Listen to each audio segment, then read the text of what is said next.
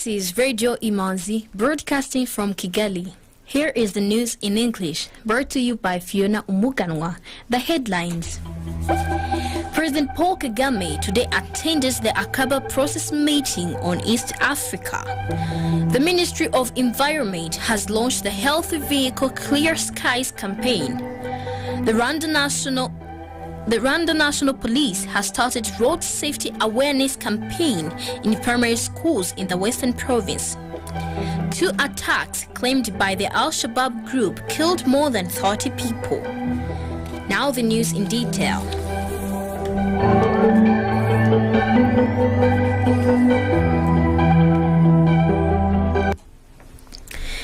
President Paul Kagame today attended the Aqaba process meeting on East Africa alongside President Nyusi, President Tshisekedi, Prime Minister Kassim Majaliwa, hosted by His Majesty King Abdullah II. The meeting focused on security challenges in the South and East African region and innovative solutions. During the meeting, President Paul Kagame and President Tshisekedi held a cordial and productive meeting on bilateral and regional cooperation. The Rwanda Defense Force top officials received a delegation led by Major General William Zana, the U.S. Army's commanding general for the Combined Joint Task Force in the Horn of Africa. He was received by the RDF Air Force Chief of Staff, Lieutenant General Jean-Jacques Mupenzi, on behalf of the Chief of Defense Staff. According to a statement from RDF, they discussed security cooperation between RDF and U.S. Africa Command to include areas of partnership, opportunities, and mutual interest. The Ministry of Environment, through the Rwanda Environment Management Authorities, today launched the Healthy Vehicle Clear Skies campaign to encourage drivers to beat air pollution in Rwanda. Deputy Director General of REMA, Faustin Munyazikwiye, emphasizes the importance of this campaign in combating air pollution. Vehicle emissions are very crucial in this campaign because of 2 reasons. First of all, the emissions from vehicles are contributing to the worsening of the air we breathe. We are doing the air quality monitoring in different corners of the country, and we are doing research on the possible sources of those emissions. And the research portrays that the main sources of emissions which are detrimental to the air we are breathing is the vehicle emissions. So that's the first impact on it is increasing the diseases related to the lung and other areas which are helping us to breathe. Secondly, it's the main root causes of global warming. We are seeing the carbon monoxide, we are seeing the carbon dioxide, which are coming from those vehicle emissions.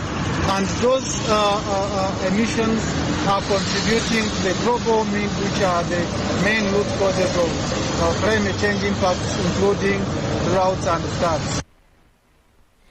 Drivers and motorcyclists, as well as owners of gasoline and petrol engines, are required to fight air pollution by inspecting their vehicles, reducing unnecessary travel, turning off motor vehicles when parked, and buying electric vehicles.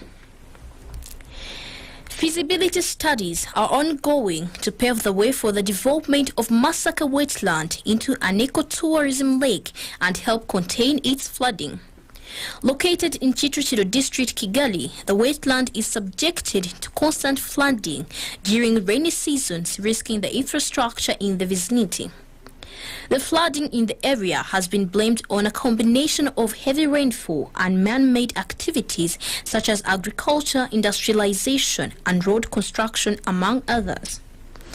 Remy Norbert Duhuze, the Water Monitoring and Quality Control Division Manager at Rwanda Water Resources, said feasibility on a dike meant to prevent flooding of the wetland have been completed. The Rwanda National Police Traffic and Road Safety Department has started a fresh road safety awareness campaign in primary schools in the Western Province. The outreach is part of the Traffic and Road Safety Department to enlighten the children, among other groups, on safer road usage to prevent them from being victims or causing accidents. Superintendent of Police Bonaventure Twizere Karitezi, the Western Region Police spokesperson, said that this is a deliberate effort to ensure that pupils adopt the good behaviors when using the road and to avoid dangerous practices, including playing in the road and reckless crossing. Some residents of Gicumbi district say that torrential rains have damaged roads in the area, affecting relations and trade, and that community work alone is ineffective and therefore seeking the help of the authorities. Nzabonima Emmanuel, the mayor of Gicumbi district, says they will assist the community in finding a short-term solution for now, while the authorities look for a sustainable solution to be implemented in next year's budget. We'll continue with international news after the advertisement. Are you looking for the best language interpreting services for your next meeting, training workshop, or forum, in person or remotely? Look no further. Gemini Multimedia Limited offers high-quality and professional interpreting and document translation services in various fields of expertise. Based on the International Association of Conference Interpreters, AIC, and with a team of professionals with more than 10 years of experience in the field, you can rely on us for a smooth running of your next event.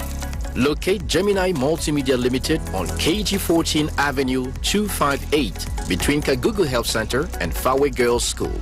You can also call us on 0790-719-909 or visit www.geminimultimedia.org.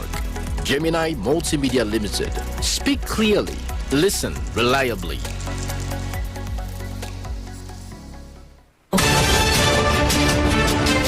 Some items of international news on Radio Imanzi.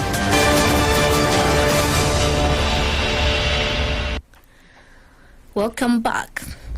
The President of Tanzania, Samia Suluhu Hassan, has instructed the Minister of Works and Transport, Professor Kagame Barawa, to change the torch symbol on the new Tanzanite bridge and replace it with a gemstone that matches the name of the bridge. The President was speaking today at the inauguration of the 243 billion shillings bridge, which started operations on February 1st. President Samia said she received the advice from the people that they would like the torch be replaced with Tanzanite sign to match the reality of the project's name. The European Union delegation in Tanzania has called for Africa's support in what they have termed as atrocities being committed by Russia in Ukraine. The appeal by the European Union comes at a time when 17 African countries, including Tanzania, abstained from voting at the UN Security Council when the issue was brought to vote on March 1st. The EU delegation head, Mr. Fanti, said that Europe was unanimous in its rebuke against Russia and that through concerted global efforts, peace would be restored. The delegation said Africa's show of support would go a long way in the manifestation of the global unity that exists in the approach against Russian acts. The Human Rights Watch has urged Ethiopia to probe an airstrike on a school in the Western Tigray region that killed dozens as an apparent war crime. The rights watchdog said 3 bombs were dropped on January 7th on a school sheltering displaced Tigrayans in the town of Dedebit, killing at least 57 civilians and wounding more than 42 others. The Ethiopian government should carry out a prompt, thorough and impartial investigation of the apparent war crime and appropriately prosecute those responsible, Human Rights Watch said in a statement. There were mainly elderly people, women and children sleeping in plastic tents there, it said the statement, adding that there was no evidence of military targets at the site. 2 attacks claimed by the Al-Shabaab group killed more than 30 people in central Somalia on Wednesday night. The group said it was targeting politicians ahead of elections. The first attack in Beledweyne district was carried out by a suicide bomber and killed 2 local lawmakers, including Amina Mohamed Adi and several of her guards as she campaigned for re-election. Minutes later, a car bomb exploded outside the main hospital in Beledweyne, where the wounded were being treated, killing dozens. Earlier on Wednesday, security forces shot dead 2 gunmen who tried to storm the airport complex that houses the United Nations aid agencies, foreign missions and contractors, as well as the headquarters of the African Union military mission, AMISOM.